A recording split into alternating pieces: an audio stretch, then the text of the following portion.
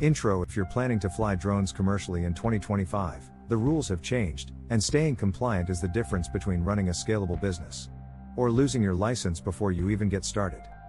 Today, we're breaking down the complete 2025 guide to commercial drone regulations in a simple, clear format. No legal jargon. No confusion. Just what you need to know before your next paid flight. 1. Understanding commercial operation in 2025. A commercial drone flight is any operation where the drone supports a business activity, whether money changes hands or not. Examples of commercial drone operations include shooting real estate photos, inspecting roofs, towers, solar farms, mapping farmland, surveying construction sites, delivering goods, where allowed even if the job is unpaid. If it contributes to a business, it's commercial. 2. Part 107 certification. What's required in 2025 to operate legally? You still need a remote pilot certificate under FAA, Federal Aviation Administration, Part 107. As of 2025, here's what's required. Pass the Part 107 knowledge test, updated for remote ID and BVLOS, beyond visual line of sight, rules, TSA, U.S. Transportation Security Administration, background check, recurrent training every 24 months. New in 2025, the FAA has updated knowledge test questions around remote ID requirements, adds B, broadcasting the drone's position, considerations, BVLOS waivers, weather minimums for heavier drone categories, expanded airspace rules around urban delivery corridors. If you passed Part 107 years ago and haven't taken recurrent training, you are not compliant until you update. 3. Remote ID, still mandatory in 2025. All commercial drones must broadcast remote ID. There are 3 options: standard remote ID drone, remote ID broadcast module, FAA recognized identification area, FRIA. However, and this is important, FRIAs cannot be used for commercial flights in most cases. If your drone doesn't transmit remote ID, your operation is illegal, even with Part 107. 4. Airspace rules simplified. Commercial drone pilots must understand controlled versus uncontrolled airspace.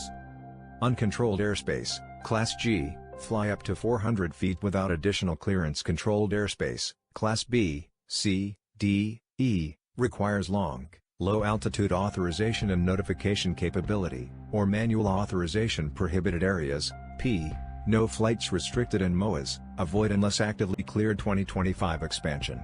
The FAA has rolled out new urban drone corridors in major cities. These allow higher densities of commercial drones but require pre-approved routing, registered fleet ID, real-time airspace tracking. These corridors aren't nationwide yet, but more are expected. 5. BVLOS, what's actually allowed now? BVLOS, beyond visual line of sight, flights are still restricted, but waivers are much easier to get in 2025. Approved use cases commonly include utility inspections, long-range mapping, agriculture scanning, drone-in-a-box systems. Waivers now require detect and avoid technology, network-connected telemetry, flight risk mitigation plans. If your drone doesn't have sensors capable of detect and avoid, you likely can't qualify. 6. Privacy and data rules for 2025. New state-level rules affect recording private property, data storage for thermal imaging, flying over crowds, handling client imagery. The safest practice: only capture what's needed, encrypt stored media, avoid filming beyond the property you're contracted to inspect. 7. Common violations that get pilots fined. The top violations in 2024 to 2025 include flying without remote ID, operating commercially without Part 107, flying in controlled airspace without clearance exceeding 400 feet AGL, above ground level, flying over moving vehicles without waiver, falsifying flight logs. Fines range from $1,000 to over $30,000 depending on severity. 8. Checklist before every 2025 commercial flight. A compliant flight includes valid Part 107 certificate, remote ID active, airspace authorization, if required, weather check, pre-flight inspection, battery in good condition, NOTAM, notice to airmen, review, mission plan logged. To conclude, if you follow these rules, you're not only compliant, you're operating at a professional level that sets you apart from low-budget freelancers. Subscribe for more aviation and drone industry